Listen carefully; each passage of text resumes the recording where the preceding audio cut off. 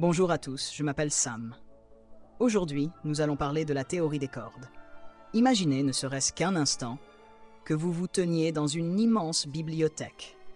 Des étagères s'étendant à l'infini dans toutes les directions, chaque volume regorgeant d'histoires expliquant comment fonctionne notre monde. Vous arpentez des allées consacrées à la gravité, à l'électromagnétisme, aux domaines étranges et minuscules de la mécanique quantique. À présent, imaginez qu'il vous faille trouver une seule histoire grandiose qui relie tous ces volumes. Une narration unique qui unifie chacune des forces de la nature sous une couverture élégante.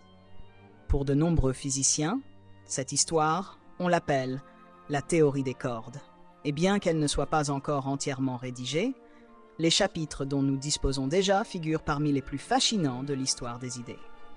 Pour comprendre comment nous en sommes arrivés là, il faut reconnaître que depuis des siècles, l'humanité poursuit un but. Percer les lois profondes et cachées qui gouvernent l'univers. Nous nous sommes demandé, de quoi le monde est-il vraiment fait? Comment les particules de la nature interagissent-elles pour tisser la réalité qui nous entoure?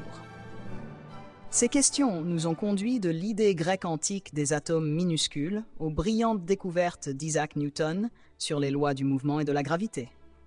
Newton nous a montré que les planètes orbitent autour des étoiles selon des schémas prévisibles. Mais aussi remarquables que soient les lois de Newton, elles n'expliquaient pas tout. Quelque chose de mystérieux se cachait sous la surface. Au début du XXe siècle, Albert Einstein a révélé une vision révolutionnaire de la gravité avec sa théorie de la relativité générale, montrant que les objets massifs courbent la structure de l'espace et du temps. Pendant ce temps, d'autres ont mis en évidence le comportement étrange et probabiliste des particules subatomiques grâce à la mécanique quantique. Chacune de ces découvertes a ouvert de nouveaux chapitres dans la bibliothèque, mais a aussi rendu l'histoire plus complexe. Au milieu du XXe siècle, les physiciens se sont retrouvés face à une situation singulière. La relativité générale d'Einstein décrivait parfaitement l'univers à grande échelle, le mouvement des planètes, des étoiles et des galaxies, tandis que la mécanique quantique expliquait l'étrange comportement probabiliste des particules subatomiques. Pourtant, dès qu'on essayait de les réunir, elles refusaient de coopérer. C'était comme avoir deux récits qui se contredisent au moment de leur dénouement. La gravité semblait parler une langue, tandis que le monde quantique s'exprimait dans une autre. Et malgré tous les efforts de traduction, on aboutissait à la confusion et au paradoxe. C'est là qu'émerge l'idée de la théorie des cordes. À la fin des années 1960 et au début des années 1970, les physiciens étudiaient des données expérimentales sur les particules qui constituent les protons et les neutrons. Ils ont découvert que protons et neutrons ne sont pas véritablement fondamentaux. Ils sont eux-mêmes composés de particules plus petites, appelées quarks. Et ces quarks interagissent via la force nucléaire forte, l'une des 4 forces fondamentales de la nature, avec l'électromagnétisme, la force nucléaire faible et la gravité. À l'époque, les accélérateurs de particules révélaient une profusion déconcertante de particules, que les physiciens qualifiaient de « zoo des particules ». Tant on avait l'impression de découvrir sans cesse de nouvelles espèces exotiques sans principe unificateur. Un petit groupe de théoriciens tenta alors une approche audacieuse.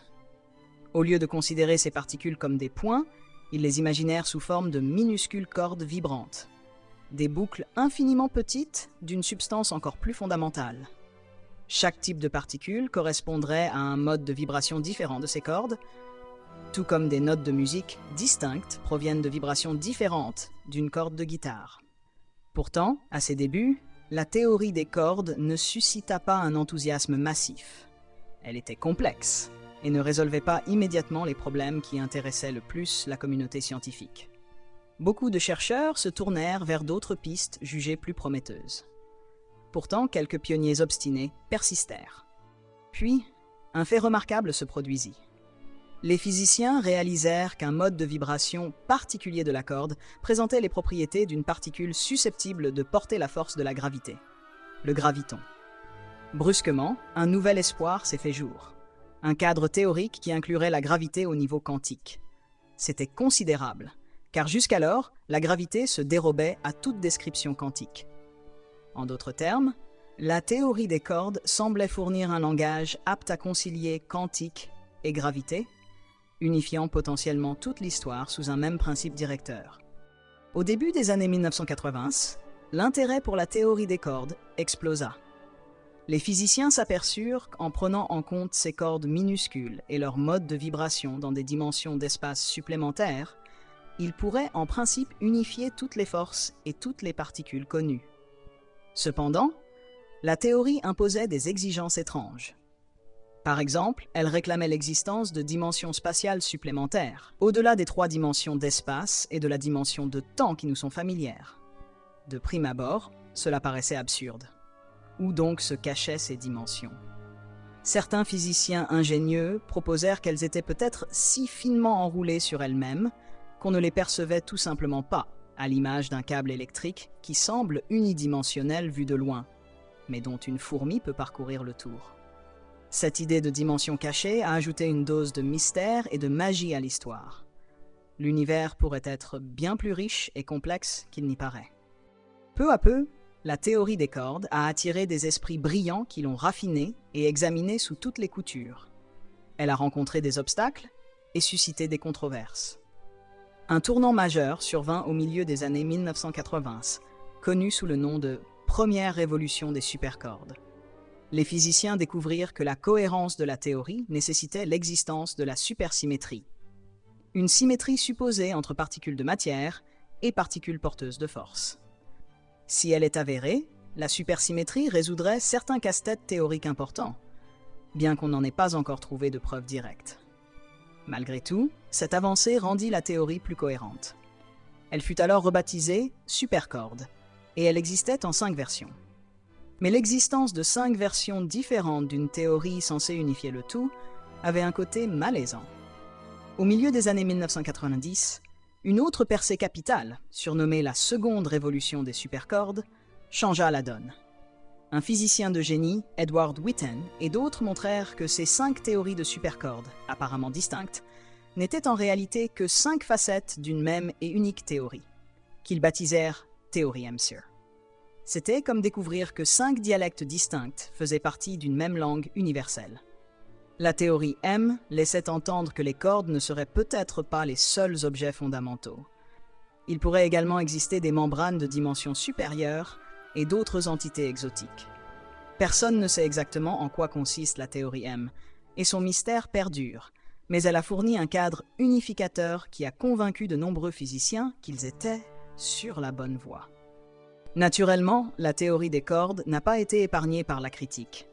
Elle est dense sur le plan mathématique et difficile à tester expérimentalement. Il est aisé d'imaginer des dimensions supplémentaires enroulées de façon si infime qu'aucune expérience actuelle ne peut les détecter. Certains avancent que sans prédiction clairement vérifiable, la théorie des cordes risque de tenir davantage de la philosophie que de la science. D'autres estiment qu'en dépit de l'absence actuelle de tests directs, la beauté mathématique et la cohérence de la théorie pourraient aboutir à des indices indirects. Après tout, bon nombre d'idées théoriques sont apparues au départ impossibles à tester. Mais les générations suivantes ont fini par trouver des méthodes astucieuses pour vérifier leurs implications. L'un des développements les plus surprenants et élégants issus de la théorie des cordes est le concept d'holographie. Imaginez un trou noir, une zone de l'espace si dense que la gravité y est extrêmement intense, et rien, pas même la lumière, ne peut s'en échapper après avoir franchi une frontière appelée l'horizon des événements. L'un des plus grands défis en physique consiste à concilier la gravité et la mécanique quantique dans ce contexte extrême. La théorie des cordes a apporté un éclairage intrigant. Peut-être que le monde en 3 dimensions que nous percevons est encodé d'une certaine façon sur une surface en 2 dimensions, à la manière d'un hologramme. Connu sous le nom de principe holographique, ce concept a révolutionné notre compréhension de la gravité et de l'espace. Il suggère que la description fondamentale de l'univers est peut-être plus simple qu'on ne l'imagine, et que l'espace et la gravité pourraient émerger de processus quantiques plus profonds. Cela ne se contente pas d'unifier nos connaissances, cela redéfinit notre vision de la réalité elle-même. Tout cela peut sembler fantasque, et c'est effectivement le cas à bien des égards. La théorie des cordes postule que nous ne vivons pas dans un monde fait de particules ponctuelles, mais plutôt dans une vaste symphonie de cordes vibrantes, de dimensions cachées et de symétrie inédite. Malgré toute cette complexité, l'idée essentielle se comprend assez facilement. Imaginez la nature comme un grand instrument de musique. Au lieu de minuscules billes, les particules fondamentales seraient des notes jouées sur des cordes ultra petites. De même qu'une corde de violon peut produire diverses notes selon sa vibration, ces cordes fondamentales peuvent générer des particules différentes en fonction de leur mode vibratoire. Les divers schémas de vibration donnent lieu à la panoplie de particules que nous observons. L'électron correspond à un certain mode, le quark à un autre, et le graviton encore à un autre. Cette analogie musicale aide à comprendre pourquoi la théorie des cordes pourrait unifier la physique. Actuellement, nous avons des théories distinctes pour différents phénomènes. Les théories quantiques des champs pour les particules et les forces, et la relativité générale pour la gravité. Mais si tout cela n'était que des notes différentes jouées sur un même type de corde fondamentale, alors nous n'aurions affaire qu'à un seul et unique instrument. La complexité de l'univers provient d'un principe unificateur. C'est le rêve, la théorie du tout, à laquelle aspirent les physiciens depuis si longtemps. Pour saisir le parcours historique de la théorie des cordes, il est utile de noter que le progrès en physique théorique n'emprunte que rarement une route rectiligne. Il ressemble plutôt à un sentier sinueux au cœur d'une forêt dense. Les physiciens découvrent des indices, commettent des erreurs, se corrigent et poursuivent leur route. À l'origine, on ne pensait pas que la théorie des cordes puisse expliquer la gravité. Elle avait été conçue pour décrire la force nucléaire forte. Mais elle recelait un joyau inattendu. Un mode de vibration reproduisant exactement les caractéristiques du graviton, la particule qui transmettrait la gravité au niveau quantique. Ce fut une énorme surprise qui stimula les recherches. Au fur et à mesure que la théorie s'étoffait, elle se compliquait davantage. Dimensions supplémentaires, supersymétrie, multiples versions. Mais au lieu de tout abandonner, les physiciens ont découvert des rapprochements plus profonds, qui ont abouti à la théorie M. À chaque grande révolution, la théorie gagnait en richesse conceptuelle. Et même si certains physiciens affichent un certain scepticisme en raison de l'absence de preuves expérimentales directes, la théorie des cordes reste, d'un point de vue mathématique et intellectuel, l'un des cadres les plus foisonnants que nous ayons. On peut se demander pourquoi, après tant de décennies, aucune preuve irréfutable de la théorie des cordes n'a encore été mise au jour. C'est partiellement dû à l'échelle à laquelle on pense que ces cordes existent. La longueur de Planck, si petite que même un proton paraît gigantesque en comparaison. Nos accélérateurs de particules actuels, comme le Grand Collisionneur de Hadron, sont loin de pouvoir atteindre l'énergie requise pour sonder directement cette échelle. C'est un peu comme essayer de voir la texture d'un grain de sable en se trouvant à plusieurs kilomètres de distance. Il se pourrait néanmoins que des indices indirects apparaissent, par exemple dans le fond diffus cosmologique ou dans de subtiles anomalies liées au comportement des trous noirs, mais ces phénomènes sont très délicats à mesurer. Malgré cela, la théorie des cordes a déjà marqué d'autres domaines de la physique et des mathématiques. Son formalisme mathématique a permis de résoudre des problèmes ardus en mathématiques pures.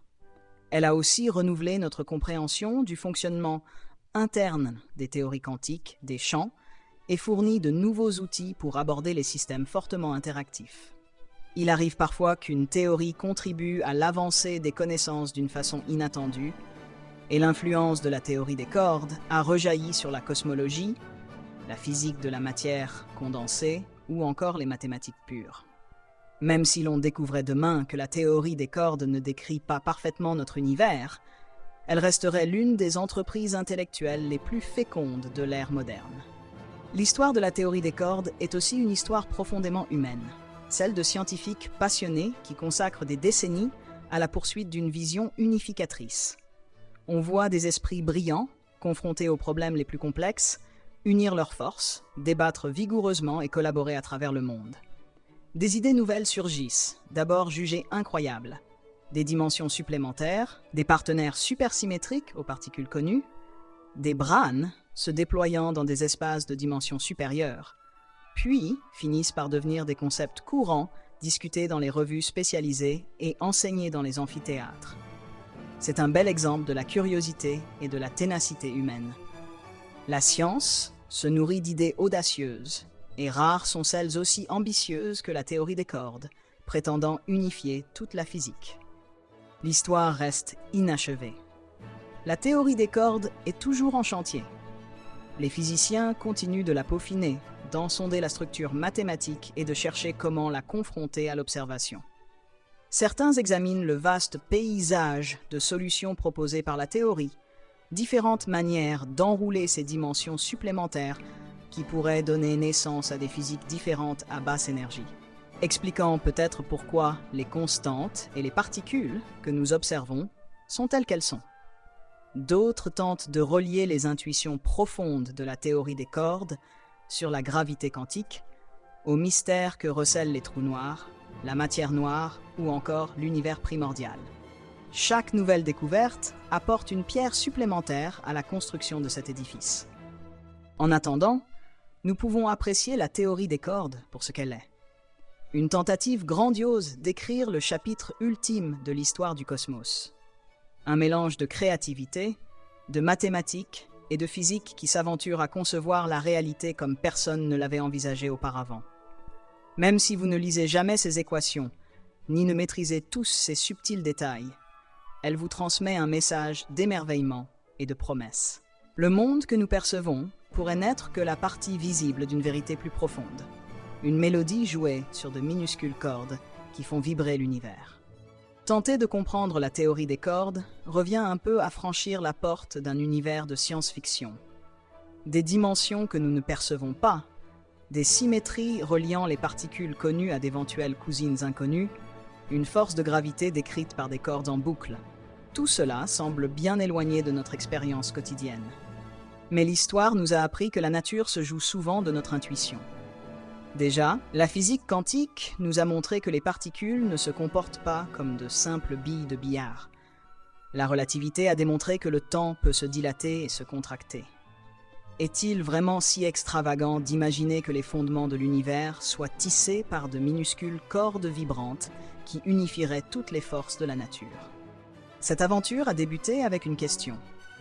Comment unifier la mécanique quantique et la gravité?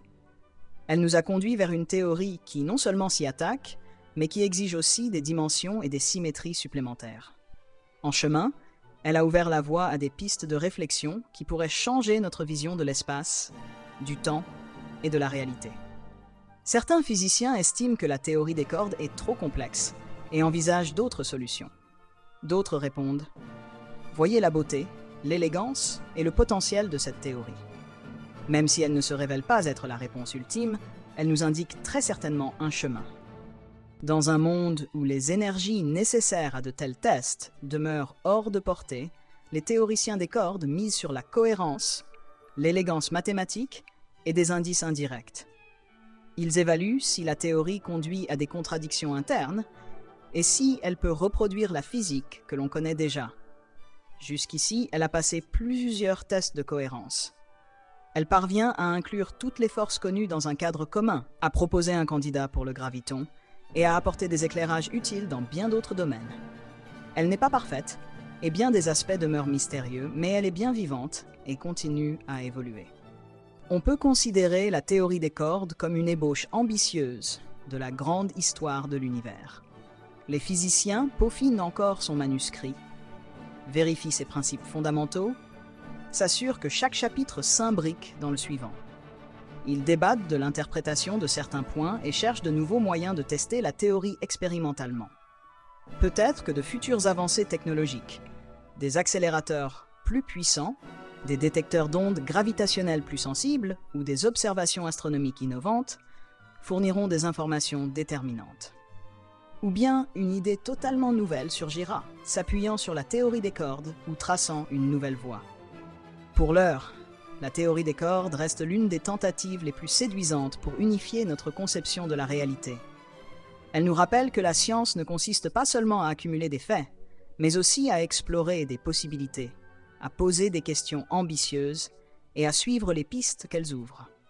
Elle nous rappelle également que même les éléments les plus évidents de notre monde, l'espace, le temps, la matière, l'énergie, pourraient avoir des origines bien plus subtiles et poétiques que nous ne l'avions jamais envisagé.